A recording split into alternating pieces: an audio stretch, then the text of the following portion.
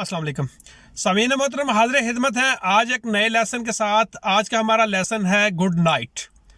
English में हम good night बोलेंगे, गुड नाइट, और अरबिक में हम बोलेंगे मसा अल खैर। जैसा कि आपको पिछले 3 लेसन में बताया गया है कि good noon, good afternoon, good evening में अरबिक में जो है हम मसा अल खैर ही बोलेंगे, और बिल्कुल इसी तरह गुड नाइट में भी हम मसा अल खैर ही बोलेंगे, मसा अल खैर।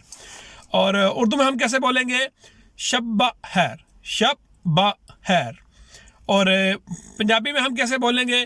रात मुबारक हो जी, रात मुबारक हो जी।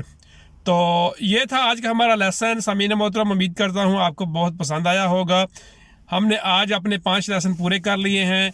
Good morning, good noon, good afternoon, good evening और गुड नाइट। तो कल मिलते हैं हम एक नए टॉपिक के साथ। तब तक दुआ में याद रखिए। बहुत शुक्रिया। अल्लाह हाफिज़।